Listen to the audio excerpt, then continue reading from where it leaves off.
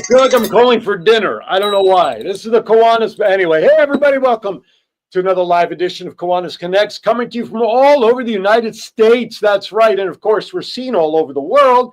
It's good to be back this week with my Kiwanis family. I had to take last week off due to personal reasons, and I thank you for everybody that dropped me a note in between. But you know what? It's a beautiful day in the neighborhood. I'm Aaron Phillips. Joining me to my right, look, I even did it right the first time. Look at that. It's finally, after 20 years, I got it down pat.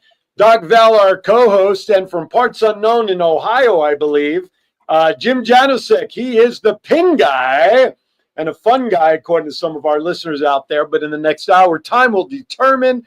We have a busy slate for you. We are waiting for Douglas Chadwick to join us. He is going to join us talking about the Literacy Foundation. We have a whole brand new segment being started, which in conjunction with that, Kiwanis Spotlight on Service Project. Of course, Melissa Atwell will join us with her weekly mental wellness check and her message. And of course, rounding out the forum, I got a dozen bad dad jokes lined up to cover not only this week, but because of my absence last week, I got to make up 2 weeks worth of bad dad jokes. Doc Val, how are you, my friend? Aloha. You know, this is the highlight of my week, and I tell everybody because we get to have fun. And Jim is one of my long-term friends. He actually put down a bunch of stuff and came out here to help us open a club in San Luis Obispo. And I'm not even sure, was that 2019, 2018? 19, I think, yeah. 2019. And so we go way back, even beyond that. We're in the same club together. So when I get an opportunity to be on screen with you, it's like, I go all fangirl. So how are you doing, Jim? I'm doing great, thanks. I appreciate you guys having me, and looking forward to spending the next hour with you to talk about all things Kiwanis pins and merch and all the fun things that go along with that. Awesome. So where the heck in Ohio are you? I am in Columbus. Like Michigan, where you do this? And or we don't do that in work? Ohio, so we are the heart of it all. But and I'm kind of in the heartland, Central Ohio, in Columbus, the capital city. It's a balmy, almost 90 degrees here today. Got to spend last night at the Ohio State Fair, which was a fun time. Got some deep fried Milky Ways, deep fried brownies, deep fried burrito, everything deep fried in the state. My arteries are hardening just listening to you. Yep. But I would do it anyway. It was amazing. And we saw a foreigner to top it off. So that was our concert experience last night at the State Fair. I see joining us now, although he's he's just redirecting his door over there. Joining us now is Douglas Chadwick, a good friend of ours here on the show and Kiwanis across the board. And he's also my Batman supplier. Sorry, Douglas, I had to give it up. My wife made me. Douglas Chadwick, Kiwanis Literacy Club Foundation. Douglas, how are you, my friend? Good morning. I'm wonderful. How are you guys? We are doing well, thank you. Go ahead, Val. Well, this is really great for me because we're all interconnected in so many different ways. And it's great to have Douglas on right now because Douglas is connected with Jim on multiple levels, including his being the pen guy. But more importantly, Douglas, you had actually brought up in that you did one of the first major book distributions with Jim. Correct. Yeah. So I met Jim at one of the conventions because we like pins and stuff. And then we were doing a book distribution in Geneva, Ohio of 6,000 books in one day. And we needed some help. So actually Jim said I could come up and he was hours away. He brought his Kiwanis blow up button with him. And we used that remember that, Jim? I remember that. Yep. And it was great pictures with that. The sun was behind it. It was glowing. But him and his dad and son, right, came out they helped us do 6,000 books in one day in a town of 5,700. So that was really good. That's where I really got to know Jim a lot more with his service and Kiwanis. I love this. And when you talk about the Kiwanis button, it's not a gear button or something like I Ask Kiwanis. Jim, tell us a little bit about this because I think that the club is going to be selling those again. So it was actually a project of our Centennial Internet Club that Val's a member of with me. And we started, I think, right around 2018, to make these giant 8-foot Kiwanis logo inflatables. And over the court, yeah, they're huge. So you can't miss it. And so they're great for events and, just parades. We see them put on a lot of back of the truck or trailer kind of things. Districts, divisions, clubs, all alike use them. So over the course of a few years, we made 100 of them. And we've had a few inquiries lately, so we're working through back with our supplier to see if we can get another manufacturing run of those. So stay tuned. I bought 3 of them. Yeah. I was just gonna say, maybe we can get one loaned to us for Calneva during our live remote from convention. I will bring mine out there. Yep, there you go. I will bring. I purchased 2 also, one for the Burbank Club and one for me personally. So I will bring it with. That's a great idea. Yeah, absolutely. Awesome. Absolutely awesome. So Douglas, it's just, I go on these tangents because you get every opportunity. And so when you were at the Geneva book distribution with 6,000, Geneva is not that big a town, is it? It's a town of 5,700.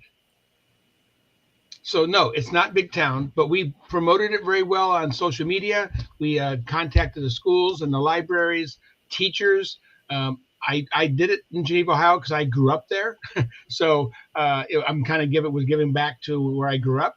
My family still lives there, a lot of them. So we contacted teachers, and teachers were taking hundreds and hundreds of books with them to their classes. We helped the library. We built a Kiwanis book box for a Key Club theme there at the Kiwanis Park there. So we built also 13 libraries in the area, little libraries in the area. So we were able to seed those, steward those, and get things working in that area where I grew up. And a lot of these, that's, if everybody listens to the number, that's one book donated for every person basically in that town, which I think the ratio is like crazy, but that really lends itself to showing the power of what the Literacy Club does across the board, right, Douglas? Yeah, that we've done over 500,000 books since we started the Literacy Club, and it's something I started in 2013, and it's morphed now to being a Kiwanis resource for people to get books. So with this passion of literacy and reading and service, that's how I found Kiwanis. That's us. And that's how I found Kiwanis. And now I'm just having a great time with it, meeting people like you guys. I wouldn't have met you guys had I not joined Kiwanis. Had Rotary, when I went to them to look for money, asked me to join, I'd be a Rotarian. But they didn't. 3 clubs passed until I went to a Kiwanis club. They asked me to join after my presentation, and the rest is literacy history. Wow. Very cool. Read between the lines, everybody. Ask your guests to join, okay? See what I did there? Read between. Never mind. Nicely done. Starting a bad. That's why you're the voice. So Douglas, one of the things that I love about the Kiwanis Literacy Club Foundation is that you not only work with Kiwanians, but you work with organizations basically around the world, and have provided books around the world. So for those people who've never seen the show before, then this is the first time they're either listening and seeing, can you do a kind of a short encapsulation about what the Kiwanis Literacy Club Foundation is, and because that's different from the Kiwanis Literacy Club. So correct. So we are the Kiwanis Literacy Clubs, and there's many of them, are the service arm of doing the literacy service projects around with clubs and other organizations. The foundation is the one that procures the books, helps procure those are the money arm. They're the foundation or the fiduciary responsibility part of some of the clubs. So that's basically what the foundation does. They work with partnerships. They secure the books. They secure funding. They go for grants. We go for grants also. So that's basically the difference. Is one is the service and one is the money. But you're not making it sound as sexy as it really is, Doug. I got to tell you. And so what I'm really getting at is, why the heck would we have a Kiwanis Literacy Club Foundation in the first place? Because, I fell in love with you the very first time I met you and asked you, why is this not a club? Because what you do is so amazing and makes such a huge difference in the world. So you can cry if you want to, but I want tell us why we do what we do. It's just because we're helping. We know that every book is going to a child. Every brand new book we give away goes to a kid, and that is the basis of Kiwanis, helping one child, one community at a time. So when we go into a community of 5,700 and give 6,000 books away, that's pretty impactful.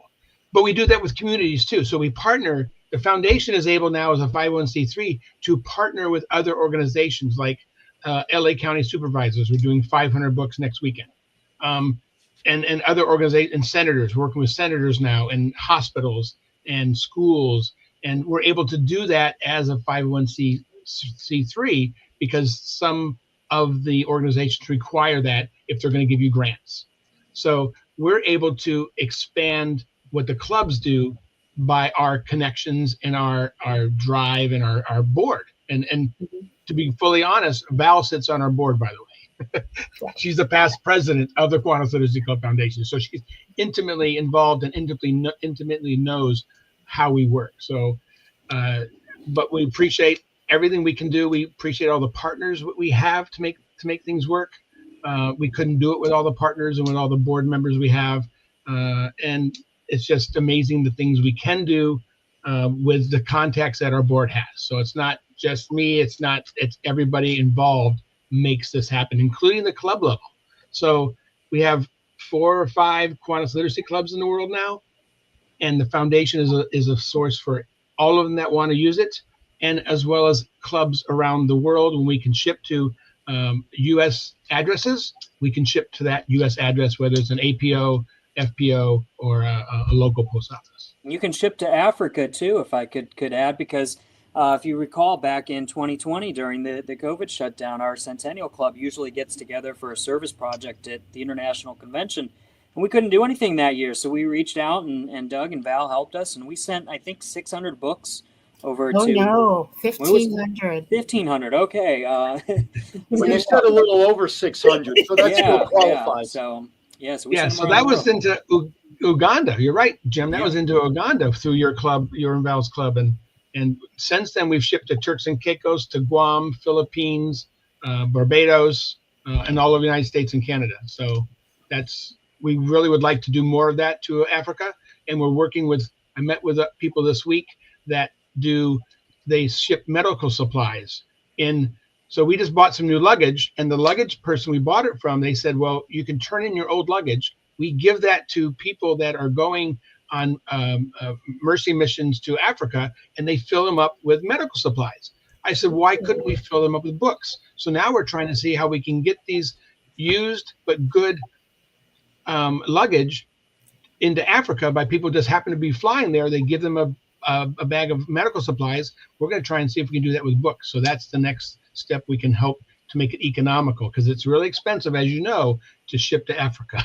Yeah, those books are going to be more than those 50-pound limits, but it's a good thing we have Grace out there. She could probably be a great contact. All right, we do only have a couple of minutes left, so Douglas, before we go to break and unveil the first time a brand new spot regarding the Kiwanis Literacy Club, Douglas, give us a couple of hits of things that the Literacy Club has done over the last couple of months supporting other communities, if you would, please. Sure, a quick update. So one of the things that we've done is in California out here, because that's where we're based, is we've had the Eaton Fires and the Palisades Fire.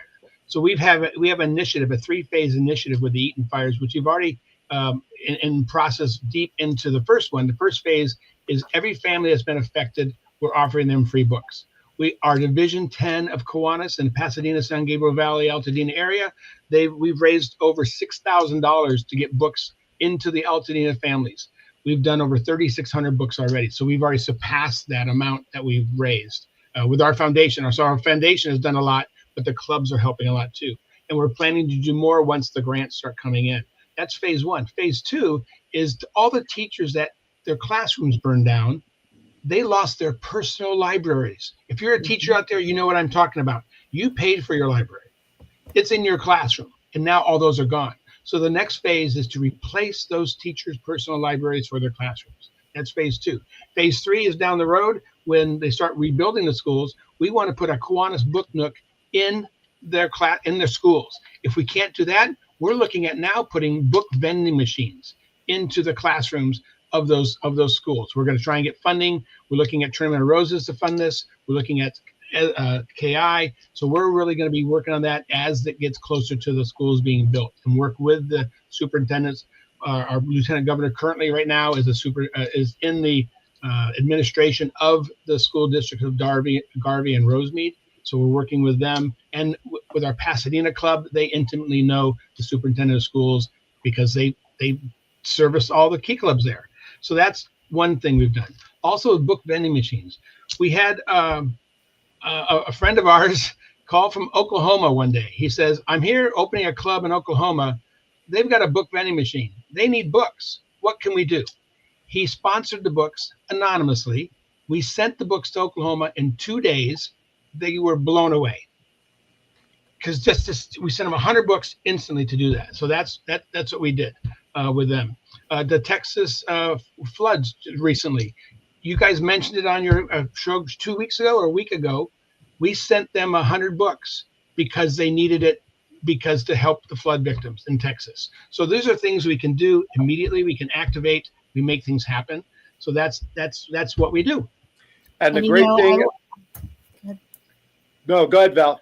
I just wanted to say the one thing that I think is so important, and like Leanne put in there, she loves that we are helping teachers after the fires. That's a wonderful initiative. One of the things that's really important to all of this is not people going to a thrift store and picking up books that have been read by 22 people. These are brand new books that for these people can be a comfort and they can take with them. So it's a beautiful and amazing project that's very different from most of the other projects that are happening out in the world. So Aaron, thanks for letting me hop in, because I know we're getting really close to that break. And you know me, I could talk forever. And Douglas, he could do a whole show, for 8 segments on this. So. And we're getting ready right now for the world premiere of the brand new Kiwanis Literacy Club Foundation commercial, which thank you very much for putting this on. So with that, let me just share this and let you know that right after this show, yours truly is getting on a Zoom call with the folks from the book vending company that we met at the Kiwanis International Convention. And if all goes well, we'll even hear more from those folks here as part of the Kiwanis Connects family. All right. With that, as Douglas alluded to, during our commercial break right now, we have the unveiling. This is the world premiere of the new commercial. And when we come back on the other side, we're going to spend time with Mr. Jim himself, the pin guy, the pin man. Hey, you're watching Kiwanis Connects, folks. Don't go anywhere. We got a ton to do. We'll be right back. Did you know that 2 out of 3 children in the U.S. can't read at grade level? And kids who fall behind by 3rd grade are 4 times more likely to drop out of high school. It's a crisis hiding in plain sight, and it starts with something simple: access to books. Without books at home, children miss out on critical early reading experiences. Confidence drops, opportunities disappear, futures narrow. That's where the Kiwanis Literacy Club Foundation comes in. We put brand new books directly into kids' hands through free book distributions, reading programs, little libraries, and even book vending machines. Because literacy is more than reading. It's opportunity. It's the key to imagination, self-worth, and leadership. And you can help. For just $3 per book, or $2.50 for Kiwanis clubs and members, you can sponsor a book for a child in need. Sponsor 250 books or more, and we'll even add your name, organization, or Kiwanis club to every book you donate. When you give a child a book, you're giving them a story, a spark, and a future. Visit www.theliteracyclub.org. That's theliteracyclub.org. Or email Doug at theliteracyclub.org to get involved. Together, let's open books and unlock futures. Kiwanis International is a global community of clubs, members and partners dedicated to improving the lives of children one community at a time. Today, we stand with more than 550,000 members, from K-Kids to Key Club to Kiwanis, for all ages in over 80 countries around the world. Each community has different needs, and Kiwanis empowers members to pursue creative ways to serve the needs of children, such as fighting hunger, improving literacy, and offering guidance. Kiwanis clubs host nearly 150,000 service projects each year. For more information, contact Herman Platsky at KiwanisClub of 29Palms.com.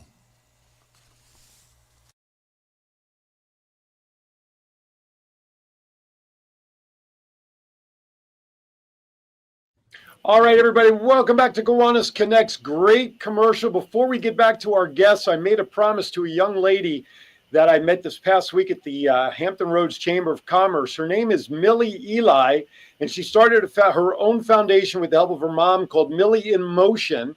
And she is a wheelchair-bound young lady who needed some help with physical therapy.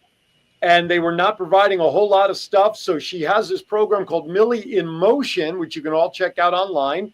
Millie, Milly, inmotion.org. And she has a fundraiser coming up on the 29th here in Newport News. She's having live music from 5 to 8 p.m. on July 29th and August 27th at the on 12515 Jefferson Avenue. It is the fundraising events music. United Souls, Gabe Diaz will be there. So check it out. You can check it out, Millie in Motion. I promised I would talk about that. There you go, Millie. And by the way, tomorrow I have all sorts of stuff going on, Aaron's Hour. But check out Millie in Motion. Now, officially joining us, he is the owner of Aladan Media Group and also serves as executive director of the School Employees Retirees in Ohio. But just as important, he began his K-Family career in 1994. Like many of us, he's had more positions than Carter has pills within the Kiwanis family. And now officially joining us, Jim Janosik, the official pin guy of Kiwanis. So there you go. Officially, he joins us to talk about all things Kiwanis, even though he's in Columbus, Ohio, home of the Ohio State Buckeyes. As a Penn Stater, I will let that slide for the next next bad joke, right? We'll give some forgiveness for a little while on that. Yeah, sure. Anyway, there you have it. Go ahead, Doc Val, take it away.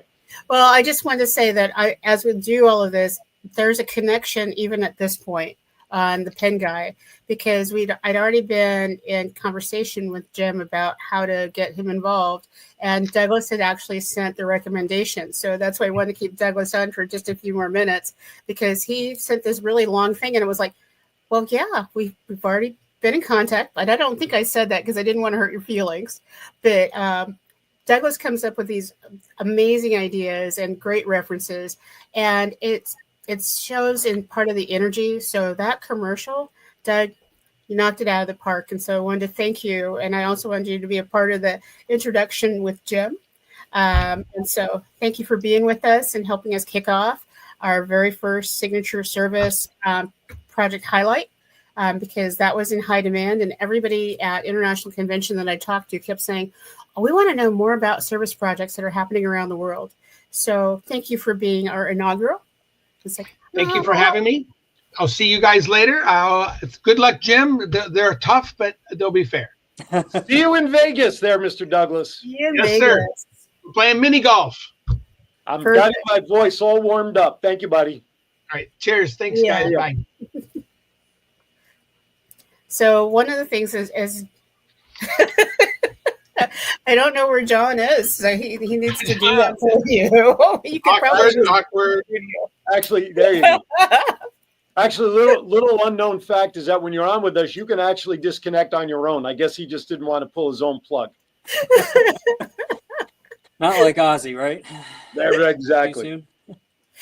So, Jim, you know, I just broke out a couple of my things, and I'm not sure if you have pictures, but it's like I have a couple of ones that have got going, including you did the pens for Alan Geyer's wife when she had her literacy project as her first spouse project. So we have this amazing literacy pen that you did, and so. What's this thing about pens and Kiwanians? What's up with that? Yeah, I mean, it's only been going on for 110 years, you know, and so I thank you guys for having me. I got involved like Aaron said, back in 1994 when I first joined Key Club outside of Cleveland, and my first district convention that year as a freshman, people were trading pins at the district convention, and then went to an international convention, and boy, that was an experience in and of itself. But people just trading pins like crazy. I mean, it was maddening back in the 90s. There was a pin explosion, I guess, back then, so you couldn't get enough of them. I brought a few to share as well. So in fact, here's a sheet of just Key Club pins that I traded for. This is all my personal collection of stuff. These are all ones from the 1990s that I obtained at either district or international conventions, including they had themed pins back in the day too. So this would have been my freshman, junior, or freshman, sophomore, junior, senior themes for international, and then even a district convention pin over here from when I was a senior. But so that kind of really set me on the path to trading pins, collecting pins, even helping others design pins, and even started back then, if you recall, the IDD project, the iodine deficiency disorders. And so this is actually the very first pin that I designed and created back in high school, and we sold out of that first version, and then made a second version the next year. And we helped raise tens of thousands of dollars through that and other fundraising efforts for IDD back in the day. So that's really one of the things that I still like to do today, and I'll talk about that a little bit more in a bit. But you really using it as a vehicle to help fundraise, to support clubs, foundations, district, and of course the Kiwanis Children's Fund too. I don't know. I smell a Kiwanis Connects pin on the horizon, and I don't know if it could be turned around in time for Cal Neva, but boy, I would love to see a Kiwanis Connects pin up for grabs, because God knows we need to keep this show on the air. So yeah, we might be able to do something quick for you. So I'm just saying. Thanks, Jim. I'm just saying. I love the idea. And Doug actually made a pin for the Literacy Club Foundation. So when he sends stuff out, you usually get a little pin in there too. So how about we email after the show, Jim? Sounds good to me. So it's funny, you showed those pins on that felt pad, and of course, saw them all on display at Kiwanis. As a lieutenant governor, I have how heavy would a sport coat normally be all by itself? Maybe a pound and a half. Well, I have not one but two. A Kelly Green, New Jersey lieutenant governor jacket that is probably about 1,000 pounds worth of pins on it. And then I was silly enough to do it again under Mark McDonald. And thank you, Mark McDonald, if you're watching, for having a decent color as a governor. It was navy blue, probably another 1,000-pound jacket. And I've never removed the pins. And had my head been with me today, I would have brought both of those to show as well. And as lieutenant governor, I had my pins designed too in Vegas. I had a slot machine pin done for Division 28. Nice. Where do you think the trend and fun of pin collecting even started? Why? And talk about the history of pin collecting just across the board. Yeah, so it really started, as far as I can tell, it started kind of back in the 1920s. Okay. And I can tell you that because I have a couple of pins here from the 1920s. Wow. And these are pin backs. They're not, the screw-on or lapel types of pins that you have nowadays. Right. These are old pin backs. And so you have some with the 1920s version Kiwanis logos in there. And then this one, 1929 Kiwanis Winter Carnival from Minnesota. So a lot of these are 20s, 30s, 50s, 60s. So they were definitely popular back then. And then, of course, the officer pins, the earliest officer pins, I probably have one around here somewhere, was a past president pin. It was the only one that they did for a number of years. And let me see if I can find it in my box. And then you also have the Kiwanis Club pins, and I'll show you those in a second too. Jim, I'm going to jump in really quickly Please. because I know a little bit of history on some of those button type pins. Yeah. Those used to be used instead of tickets. And so Okay. when you went to an event, you would buy a button, and that button was your entry. And so because it was much easier to make those and distribute them, and they're very significant. But oh my goodness, look at that. So these are actually, this is a sheet of officer pins, and I'll zoom in a little bit there for you. But these are past club presidents pins. So these would have been from the teens, between 1915, 1920. Mm-hmm. I like the head honcho pin right above it personally. Yeah, those are newer. So they're back to, those are what. No, I know. I just now, like the saying on that one. Yeah, I mean, you got all kinds of secretary and pen collecting, it's just like, if you think about secret societies in the late 1800s, early 1900s, how did you signify that you belonged to a secret society? You either had cufflinks, right? Yep. That only certain people could wear, which our international presidents did for a while, or tie bars, or you had these pens that didn't really stick out a whole lot, and almost every organization, you can see that and know, I know what they belong to if you belong to it. Yep. And it also makes people ask the question, what is that, right? Mm-hmm. It starts that conversation. And that's what I love probably most about pin trading is the dialogue and getting to meet people and watching other people talk about pins. I was just down in Orlando earlier this month for the Key Club International Convention. To see the students there just talking with one another and bartering and negotiating about trading pins and what's the most elusive pin that I need to get and what do you have, and I did the same thing. I jumped right back into it, just like when I was in Key Club, and I brought a couple of hundred pins to trade, and the kids just ate them up, and we raised some money for the Youth Opportunities Fund as well. Thanks, Steve Nagel. Yeah, I do have a few in my collection, and I'll talk in a second about how I acquired a lot of my collection. But really just getting to know people and finding out what they like, or people that are on the hunt for something. When I set up at conventions, people might come to me and say, "Hey, I'm looking for a pin that's got a bee on it, or balloons, or something that you might like." So it's a really neat way. How many pins? Give me a number. How many pins do you have in your collection? I'm estimating what I've kept just for my personal collection, about 5,000. 5,000.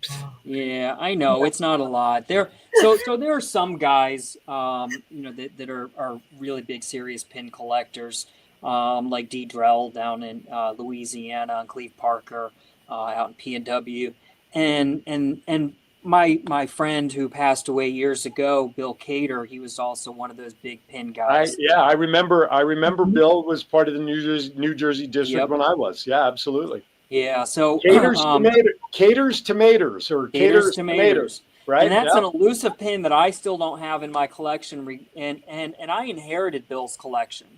Really? Which is how I obtained a lot of my pins. But when he passed away just before the Paris convention, his wife Debbie Carter, she over subsequent years came out to Columbus, and she'd bring me carloads full of stuff. And so I spent time cataloging and sorting, and a lot of the extras went either to conventions, to trade, to raise funds for various groups, or like I gave a 10-pound bag of Key Club pins back to the New Jersey district this year. So, I owe a lot to Bill because he did that. And him and we were in Toronto.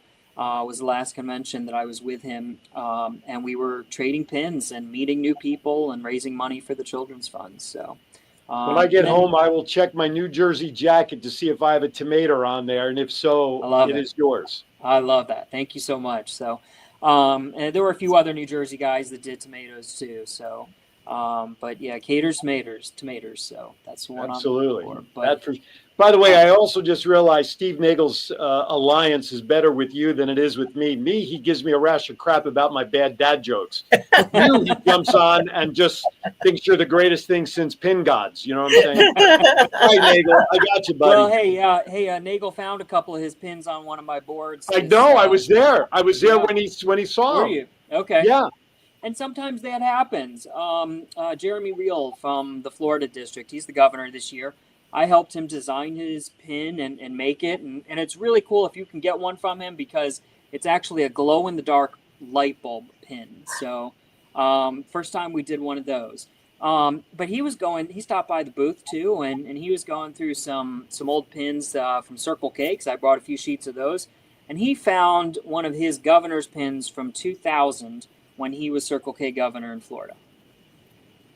Well, if I also have extras of my year as lieutenant governor with the slot machine, unless you say you have one of mine somewhere. I don't. I'll send you one of my lieutenant governor pins. And to Steve Nagel, I say this with all love and respect to you.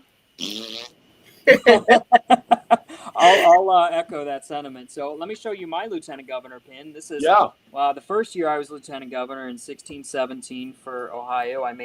I have a heart to serve right there. And then when I was lieutenant governor for Pennsylvania district, I made one little spark, which is if you know that, it's from the Figment ride at Epcot, which is one of my favorite characters and groups. And then I made a couple of pins when I was district treasurer as well, out of acrylic, which is a new method that some of them are doing. Those are fast turnarounds. Maybe that's what we can do to get you some Kiwanis Connects pins quickly on the acrylic style. So, Armando, thanks for commenting on there. Yeah, it does create a deep connection with the organization. So, and not only within the organization, but I think between people. I think it's just one more thing to connect people with their love of Kiwanis, but people who may not have even talked to each other because they're from different parts of the globe are all of a sudden connecting over the ability for pins. All right, Val, we're going to step aside a little early for a final break because we still have so much to do the rest of the way. Finish talking with Jim. We have Melissa Atwell coming up. We have Wow Moment if we're still going to do that because we did the others. We got so much to do. We got 20 minutes to do it. And so, folks, don't go anywhere. You're going to want to buckle your seatbelt. Steve Nagel, you can turn away anytime you want to. We'll be right back. Have you heard the news? WWDBTV Virginia Beach has arrived. WWDBTV will bring an exciting lineup of shows streaming from our very own Virginia Beach studio. Since we're an affiliate of WWDBTV Las Vegas, our show lineup will also be available on all of the WWDBTV social media channels. We're looking for new and current show hosts, content creators, and our advertisers who would like to take advantage of our vast audience. Las Vegas Entertainer Hall of Fame member Aaron "The Voice" Phillips is building this brand of marketing and promotional platform right here in Hampton Roads. For more information, email wvbtvinfo@gmail.com or call 702-286-0063. Think outside the box and let your voice be heard. Good morning, my name is Alejandro Hogan, and this year I'm the president of the Kiwanis Club for Literacy in Salinas. We're a small club, but what we do is we believe in literacy, and what better way to promote literacy than to come to different schools. We go to schools where there are 4 first grade classrooms. That way we are able to distribute us as members to go in each classroom and give that 30 minutes of enthusiasm for the students to read and become engaged on that book. Our goal is that they get a book once a month and they take it home. It doesn't stay at school, so that by the end of the year they have their own home library. We need more people to believe in what we do, and we want you to join the Kiwanis Literacy Club of Salinas.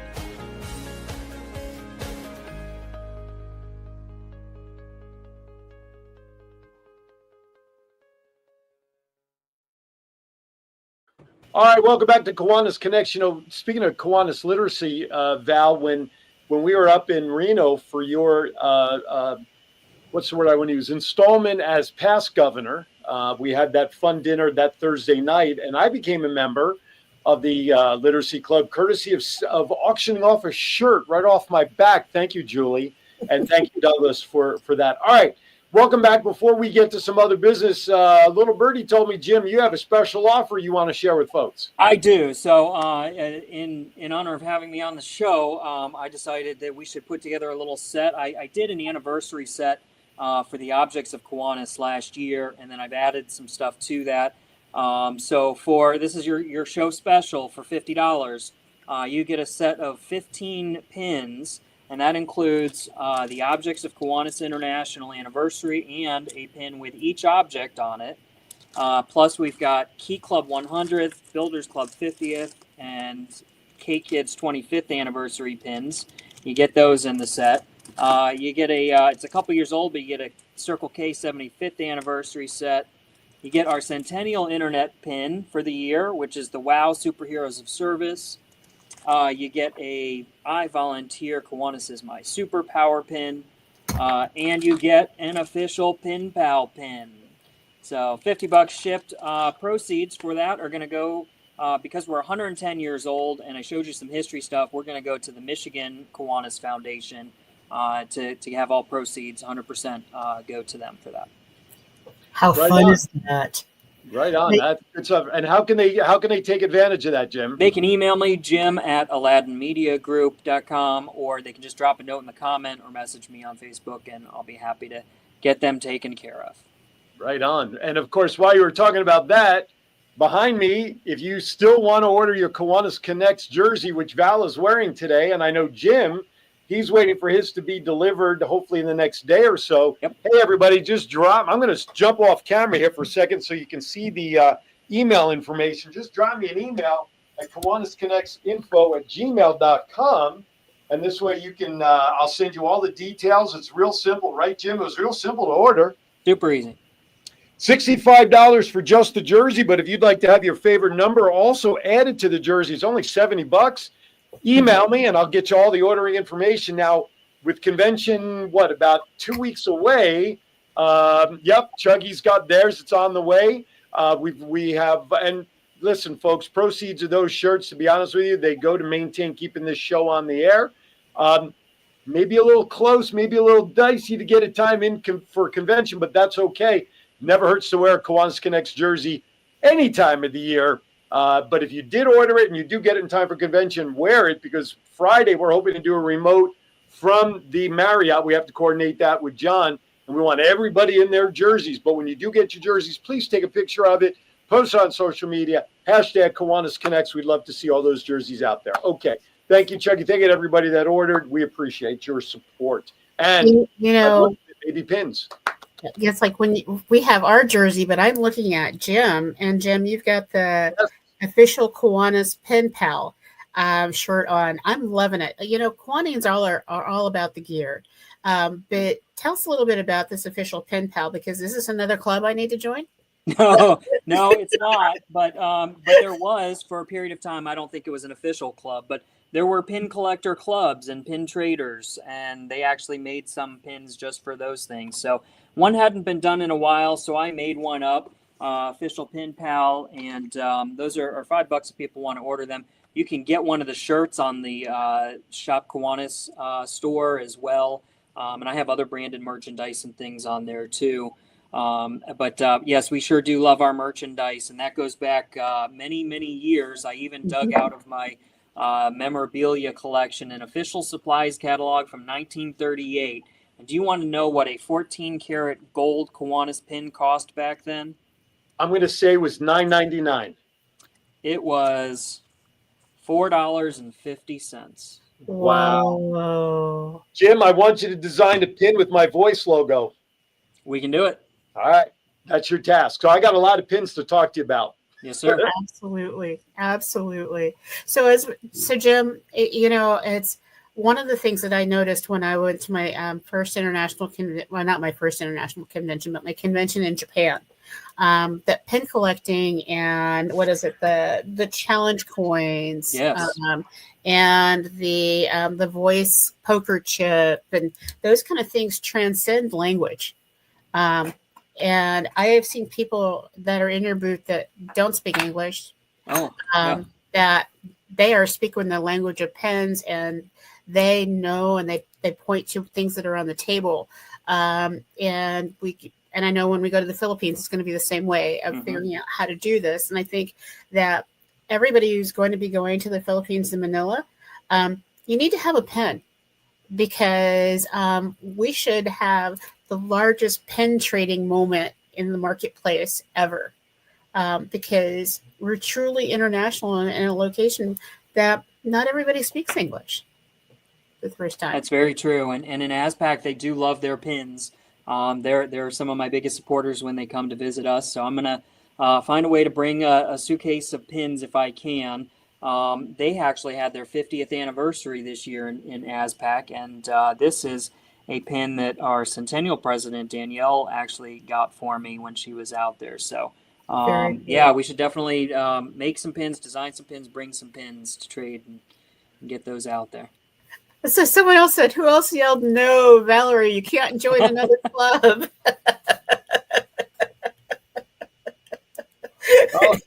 Andy also acknowledged the commercial, I'm guessing, for the Literacy Club. Absolutely. No, he is a big fan of the Literacy Club Foundation. And so bringing this all together, Jim, I am absolutely thrilled that you're here, and people can put a face with where all this stuff comes from. And so you are based in the USA. You work out of Ohio. I do.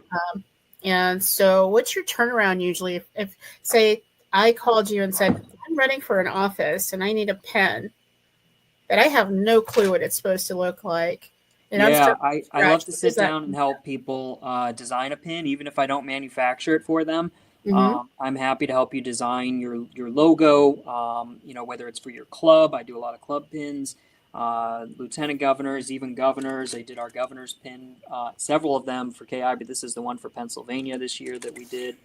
So I just love to sit down and help people brainstorm and get their ideas together, make a nice design. And then manufacturing is usually about 4 to 6 weeks for traditional types of pins. As I mentioned before, our newer acrylic pins, which are U.S. made, those have a faster turnaround time of about 2 weeks. Cool. Okay. That sounds good. I want to remind everybody about customized commercials as well, that we're talking about customizing. All this is branding. So whether it's pins or shirts or whatever it is, or the commercials, just like you see here on the show, and of course the jerseys, you can reach out to kiwanisconnectsinfo@gmail.com and have a customized commercial done specifically for you. All right, Val, I want to make sure we leave some time for Jim. I hope he came armed. Jim, did you come armed with at least one bad dad joke? I have it, and you're going to love this one. All right, hang on to it. Hold on. Nope, not yet. I just want to make sure you're armed and ready. Of course I do. Doug, Val, are we ready for Melissa's mental health moment? That would be perfect. All right, Don, let's take it away. Melissa Atwell.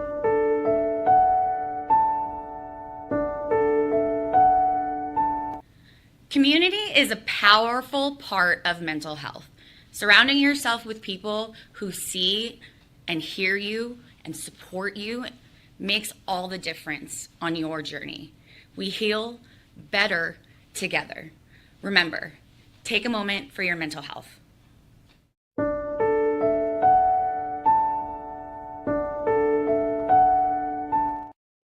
All right. Thank you, Melissa Atwell, mentalhealthmoment.org. Check her resources out as well. Doc Val, wow moment next. Yes. A very quick one. Absolutely.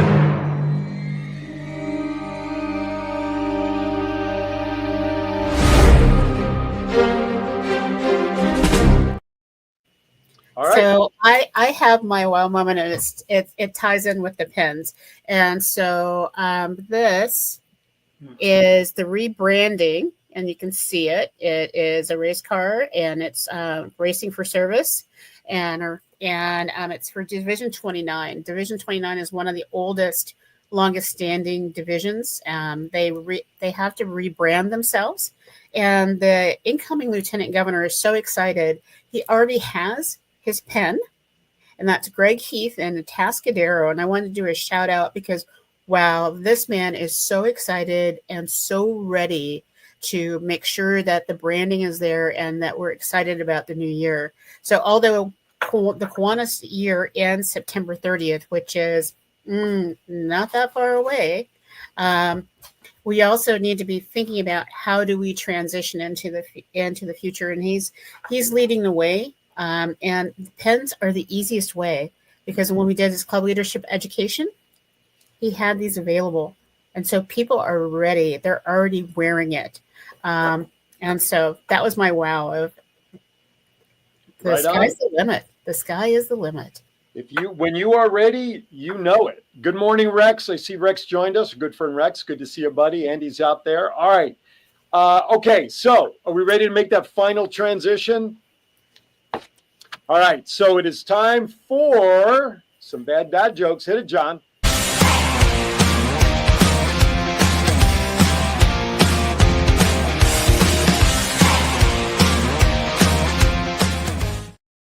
But as is customary, we challenge our guests to join in the fray, and Jim is not going to let us down. So take it away, Jim. Get us started. I sure hope not. I brought a good one today, I think, anyway. Well, the audience will judge how good it is. Let's leave it at that.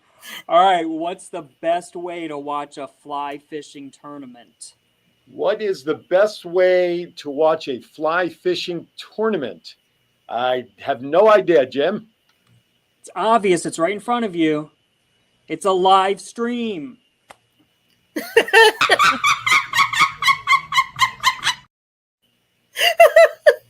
You know, the sad part is my joke will fall far below that bar that you just said, Jim. That's actually very good. That was actually very good, because you know why? The barometer of success of our bad dad jokes is how easily Val cracks up. So that's a good one. You said, yes, I don't know why I'm even going to bother, but why not? Here we go. What do you call the security guards for Samsung? What do you call the security guards for Samsung? Guardians of the Galaxy, of course. Come on now. That should have been right there. No, nothing? All right, crickets. I remember, I've been off a week, so now Andy just gave a thumbs up, and I'm guessing that's for Jim's joke, not mine. All right. Hey, by the way, have you heard about the kidnapping at school recently? Have you heard about this one? Have you heard about the kidnapping at school? No. It's okay. He woke up. All right, next. I'm in the running. All right, here we go. Why did the coffee taste like dirt? I'm not a coffee drinker, so I can't really attest to this. But why did the coffee taste like dirt? Well, because it was ground just a few minutes ago. No. All right, listen. I just read them. I don't write them. Why did the Rolling Stones stop making music? Why did the Rolling Stones stop making music? Because they got to the bottom of the hill. That's why. Thank you, Nagel. All right, Nagel liked one of them. Plus, I guess it was the kidnapping one, which doesn't surprise me from Nagel. Okay.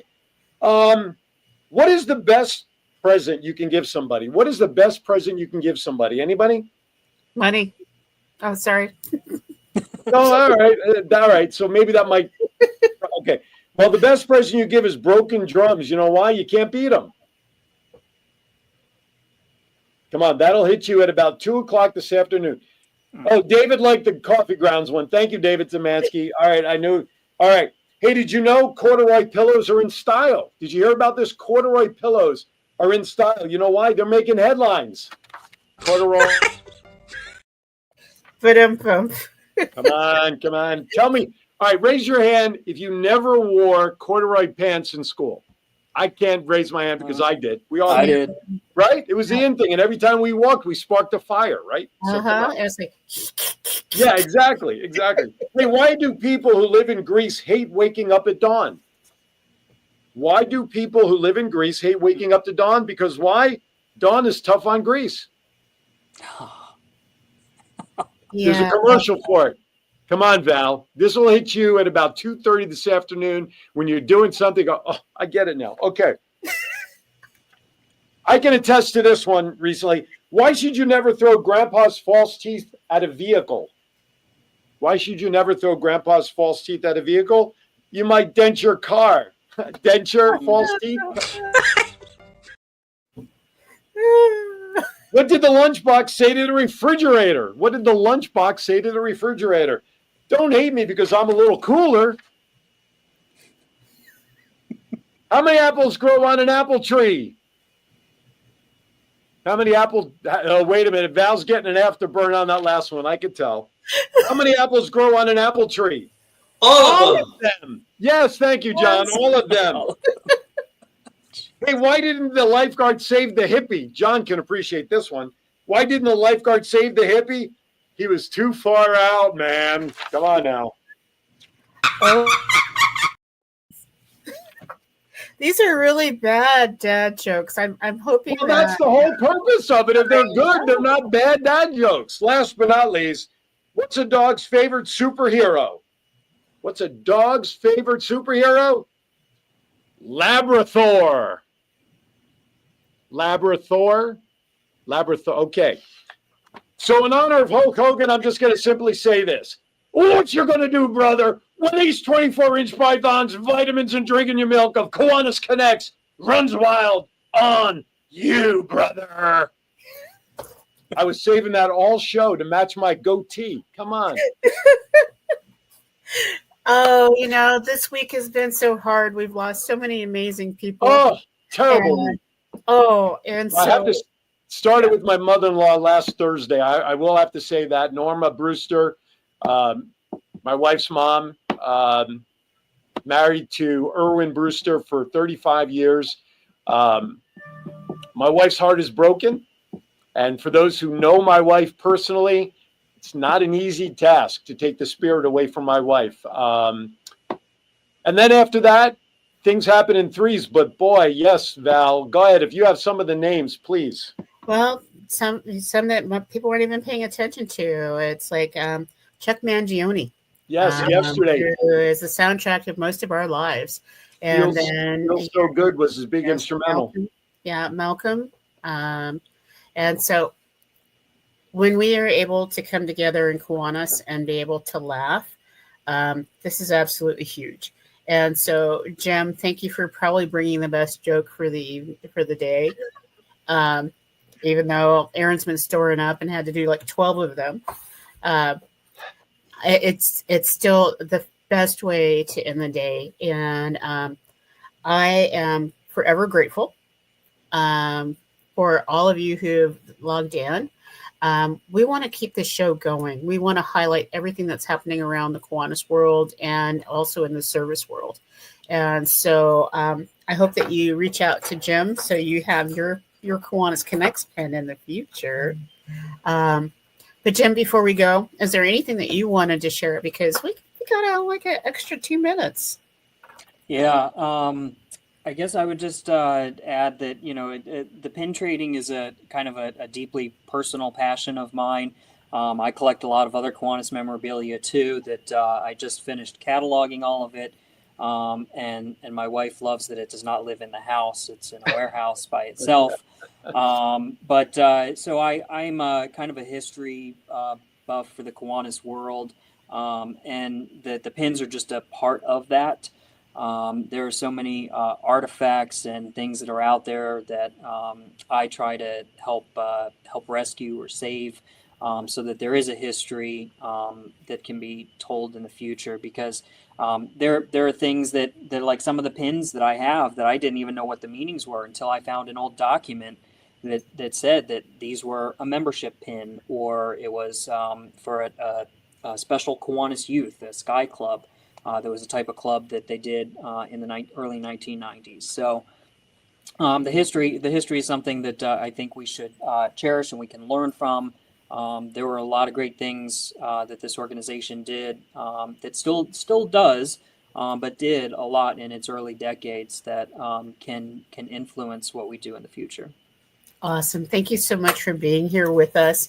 And Aaron, if you can hug the heck out of Eileen, that would be absolutely amazing. I wish that I could have flown there to be with you. And so for all of you that are watching us, just thank you. And next week, we're going to be starting into our district convention world. And so I think that we actually have a convention starting today. I'm trying to think of where that is. Is it Texas, Oklahoma that has their convention starting today? That's a good question. I don't know off the top of my head. I'm having enough trouble remembering what today is in my own world right now. But yeah, I mean, this is the string. I know Capital will have their district convention. I think it's the 22nd, 23rd, 24th up near Washington. I know that one's coming around. So yeah, they're happening. I'm sure KI's website has all the district conventions listed. All right, it looks like by the hands on my magic digital clock, I think we're about out of time. Jim, thank you so very much. In all seriousness, Jim, email me a proposal for Kiwanis Connects pins that we could possibly have in our possession for convention in Vegas. That would be great. And seriously, put something together for my voice pin, because I love tchotchkes, and what's better than tchotchkes than pins. So Doc Val, thank you very much for your words of support and love over the last 2 weeks. But as always, we appreciate it. Just a quick programming note. Join me tomorrow at 11 a.m. on Aaron's Hour. My guest tomorrow will be Veronica McDougall. She and her mom founded a nonprofit called My Journey with RP.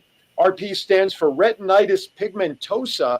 I met this young lady in Baltimore when I did the Foundation Fighting Blindness Walk fundraiser back in June, I believe. I don't know. The dates are all running together. But anyway, check it out. Another great cause. There's great causes going on all around us. If, dare I say, we just open our eyes and look for them, we could support a lot of people. All right, with that, everybody, have a great week. If you're just be safe, be kind to everybody. Why? We're all we have. That does it for this week's edition of Kiwanis Connects. Thank you for watching.